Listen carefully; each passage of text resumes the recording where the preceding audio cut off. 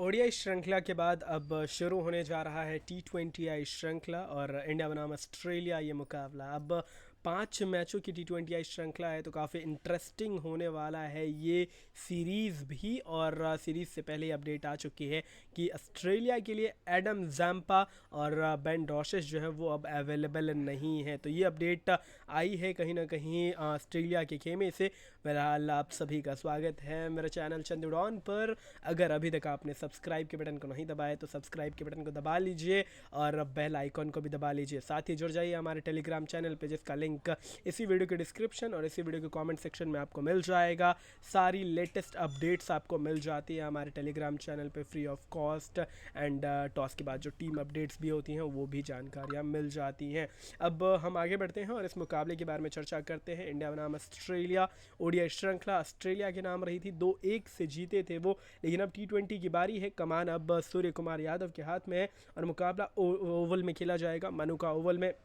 अब कैनबेरा का पिच किस तरीके का रहता है इन T20 फॉर्मेट, कहीं ना कहीं आप कह सकते हो कि एक बैलेंस्ड पिच जहाँ पर गेंदबाज और बल्लेबाज दोनों को इक्वली हेल्प होता है। But at the same time आप ये कह सकते हो कि थोड़ा सा ज़्यादा फेवर अगर हम बात करें तो वो कहीं ना कहीं पेस गेंदबाजों को मिलता है। इसके अलावा यहाँ पर एवरेज स्कोर जो है 153-155 के अराउंड घूमती है, यानी कि बहुत ज़्यादा रन नहीं बनते, पेसर्स को काफ़ी हेल्प मिलता है। But at the same time आप ये भी एक्सपेक्ट करते हो कि इस मैदान पर आपको रन बनते हुए नज़र आ सकते हैं, क्योंकि ये दोनों ही टीमें जो हैं वो काफ़ी डेप्थ बैटिंग लेकर चलती हैं और काफ़ी बेहतर बल्लेबाजी ऑर्डर लेकर चलती है। बहरहाल अब यहाँ पर आगे बढ़ते हैं और चर्चा को आगे बढ़ाते हैं। जॉस इंग्लिश थोड़े से इंजर्ड चल रहे थे लेकिन अब फिट हैं। ओडीआई क्रिकेट में नहीं खेले, एक आध मैच आई थिंक खेला था जिसमें ज़्यादा परफॉर्मेंसेस नहीं आई। बट T20 की जब बारी आती है परफॉर्मेंसेस आती है और इसलिए हम बैक कर लेंगे यहाँ पर जॉस इंग्लिश को।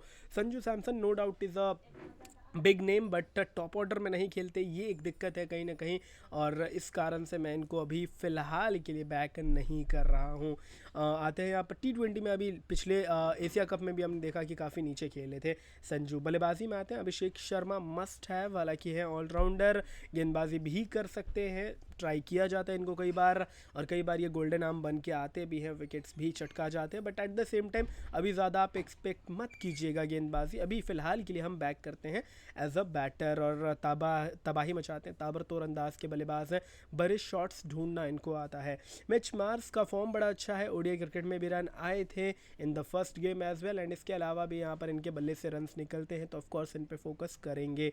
ट्रेविस हेड, सूर्य कुमार यादव, तिलक वर्मा, ये कुछ ऐसे नाम हैं जो बढ़िया काम करते हुए नज़र आते हैं और बढ़िया खेल जो है दिखाते हुए नज़र आ सकते हैं। तिलक वर्मा की बात करें, अभी एशिया कप के फाइनल में कमाल की नॉक खेलते हुए नज़र आए थे, बहुत ही बढ़िया परफॉर्मेंस देते हुए नज़र आए थे और वो कॉन्फिडेंस इनको काफ़ी हाई यहाँ पर जो है नज़र आएगा। और वही कॉन्फिडेंस शायद इनको यहाँ पर जो है और अच्छे परफॉर्मेंसेस भी देने में मदद करेगा। हालांकि इस खेमे में सुमन गिल भी नज़र आ रहे हैं आपको, बट 11 में खेल भी जाएंगे जब है तो, और ख़ासकर कोच अगर गंभीर हैं तो फिर इस कारण से खेल सकते हैं। बट मैं फ्लॉप मान रहा हूँ। ओडीआई फॉर्मेट में भी तीनों ही मैचेस में फ्लॉप गए। सवाल क्यों नहीं उठ रहे आई डोंट नो, बट सवाल उठने चाहिए कि कप्तान क्यों नहीं चल रहा था। और अब T20 का वाइस कैप्टन जो है अगर उसको जगह मिल रही है तो फिर क्यों इनके बल्ले से रन्स नहीं आ रहे। एशिया कप भी बहुत खास नहीं रहा था, कुछ कमज़ोर टीमों के अगेंस्ट ही रन बनाते हुए नजर आए थे। खैर, बल्लेबाजी में सूर्य कुमार यादव जो एक्सपीरियंस लेकर आते हैं अपने साथ, इसके लिए मैं उनको बैक करना चाहूँगा। फिलहाल के लिए 2-2 का कॉम्बिनेशन अभी नज़र आ रहा है। ऑस्ट्रेलिया की Jos English, Mitch Marsh and Surya Kumar Yadav, Abhishek Sharma. Travis head का फॉर्म थोड़ा सा डाउन गया है इंडिया के अगेंस्ट। ओडीआई में तीनों ही मैचेस में लगभग फ्लॉप गए, तो इसलिए अभी के लिए मैं यहाँ पर ज़्यादा इनको तवज्जो नहीं दे रहा, अभी के लिए होल्ड पे रखते हैं। आते हैं ऑलराउंडर्स में। अक्षर पटेल बढ़िया काम करके दिखा रहे हैं, ओडीआई फॉर्मेट में नंबर 5 पे बल्लेबाजी कर रहे थे। T20 में भी यहाँ पर बल्लेबाजी के लिए कभी कभी इनको ऊपर भेज दिया जाता है। अब उसके पीछे रीज़न क्या है वो समझिए आप।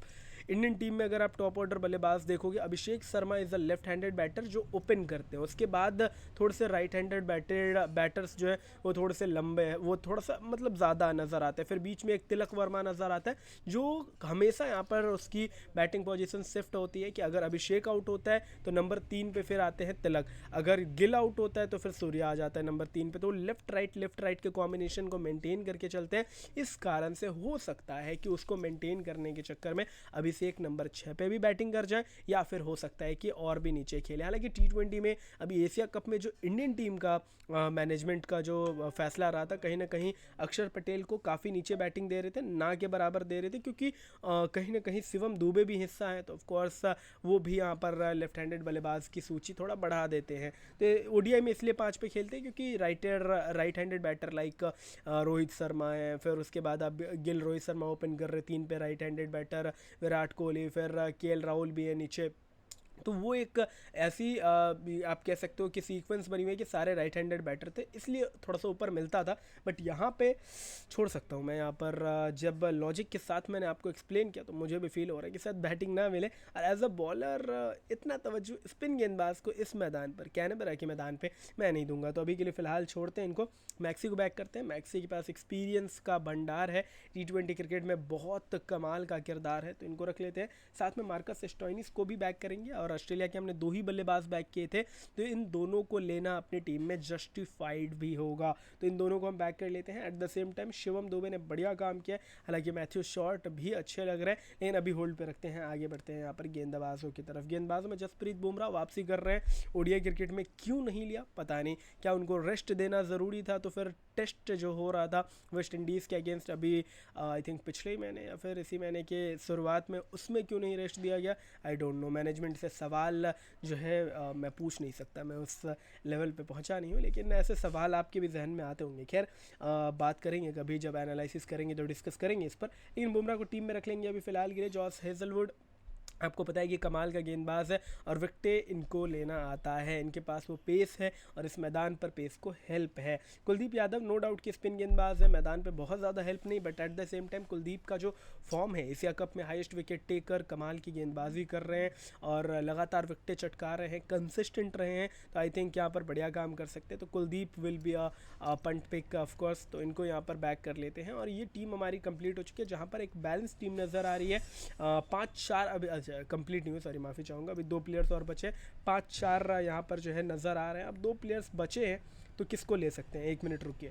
अभी हमने ऑलराउंडर में कुछ मेन प्लेयर्स को छोड़ा है, लाइक मैथ्यू शॉर्ट जो 3 नंबर पे बैटिंग कर सकते हैं और बढ़िया काम कर सकते हैं। बैटिंग में हमने ट्रेविस हेड को छोड़ा है, तिलक वर्मा को छोड़ा है, इंडिया के ओपनर जो है कहीं ना कहीं गिल को छोड़ा है। बेन मैकडर्मट, जोशुआ फिलिप में मुझे लग रहा है कि मैकडर्मट खेल सकते हैं, बट देखते हैं कि क्या होने वाला है। फिलहाल के लिए मुझे लगता है कि तिलक वर्मा को बैक किया जा सकता है, जिस तरीके का फॉर्म है, और एशिया कप में भी बढ़िया काम किया, तो इनको बैक करते हैं। और गेंदबाजी में अर्शदीप सिंह को बैक करते हैं। हालांकि नेथन एलिश एक डिफरेंशियल पिक हो जाएंगे, तो इनके ऊपर भी नज़र रख सकते हैं, फिलहाल की रख लेते हैं, अच्छे विकल्प हो जाएंगे। तो अब 6-5 का combination in the favour of Australia नज़र आ रहा है, बट ये नेचुरली बना है, ऐसा नहीं है कि मैं इंडियन फ़ैन हूँ तो मैं इंडियन टीम से ज़्यादा प्लेयर ले लूँ, ऐसा बिल्कुल भी नहीं होता। और इसलिए यहाँ पर मैं सिर्फ फ्लो के साथ गया, जिस तरीके के मुझे प्लेयर्स मिलते गए मैं उन प्लेयर्स के साथ गया, और उसमें मुझे यहाँ पर इंडियन टीम के 5 ही प्लेयर इस मैच में डिजर्विंग लग रहे हैं। फिलहाल के लिए इसको सेव करते हैं, अच्छा कॉम्बिनेशन बना है, स्क्रीनशॉट आप ले सकते हो। बाकी एनालिसिस अगर आपको यहाँ पर सुन के मज़ा आ रहा है, अगर हर एक प्लेयर के बारे में जानकारी सुन के मज़ा आ रहा है, तो ज़रूर सब्सक्राइब के बटन को दबा दीजिएगा, और बेल आइकन को भी ज़रूर दबा लीजिएगा, क्योंकि नया चैनल है हमारा और आपका आशीर्वाद का ज़रूरत है। तो फिर सब्सक्राइब के बटन को दबा लीजिए, और टेलीग्राम पे भी जुड़ जाइएगा, जहाँ पर अपडेटेड टीम्स आपको मिल जाती है। बहरहाल आते हैं कप्तानी वाइस कप्तानी पे। कप्तान के तौर पे ज़्यादा लोग अभिषेक को बैक कर रहे हैं, but at the same time मैं ग्लेन मैक्सवेल को बैक करना चाहूँगा, बिकॉज बैटिंग और बॉलिंग दोनों से डिलीवर कर सकते हैं, काबिलियत इनके पास है। एंड एक डिफरेंशियल पिक और मैं यहाँ पर ले रहा हूँ, स्टोइनिस को वीसी बना रहा हूँ। स्टोइनिस को इसलिए क्योंकि अभी हमने मेजर लीग क्रिकेट में देखा, काफ़ी गेंदबाजी भी कर रहे थे, और गेंदबाजी में इम्प्रूवमेंट किया है बंदे ने, तो ऑफकोर्स ये दोनों ही ऑलराउंडर्स जो हैं वो दबदबा दिखा सकते हैं इस मुकाबले में, और इसलिए मैंने इन दोनों को बैक कर लिया है as captain and vice captain. बाकी आप और भी कॉम्बिनेशन बना सकते हैं, जहाँ पर नेथन एलिस की जगह पे किसी टीम में बार्डलेट को ट्राई कर लीजिए, वो भी बढ़िया कर सकते हैं। अभी ओडीआई मैच अच्छा गया उनका, तो ऐसे यहाँ पर एक दो चेंजेस करके आप कप्तान वाइस कप्तान बदल लीजिएगा। मैं 2-3 विकल्प बता देता हूँ। सूर्य पे नज़र रखिएगा कप्तान के तौर पे, मिच मार्स का फॉर्म अच्छा है तो इन पे नज़र रखिए। जॉस इंग्लिश डिफरेंशियल पिक होंगे, कुलदीप यादव डिफरेंशियल पिक होंगे, जॉस हेजलवुड डिफरेंशियल पिक होंगे। तो ये कुछ नाम जिन पर आप फोकस कर सकते हो। फिलहाल के लिए अभी फोकस करना है सब्सक्राइब के बटन पे, और सब्सक्राइब के बटन को दबा देना है, बेल आइकन को दबा देना है। और मुझे दीजिए इजाज़त, फिर मुलाकात होगी बेहद जल्द। तब तक के लिए हंसते रहिए, मुस्कुराते रहिए, बने रहिए चंदू डॉन के साथ, और फिर मुलाकात जल्दी होगी। तब तक के लिए साइनिंग ऑफ, थैंक यू।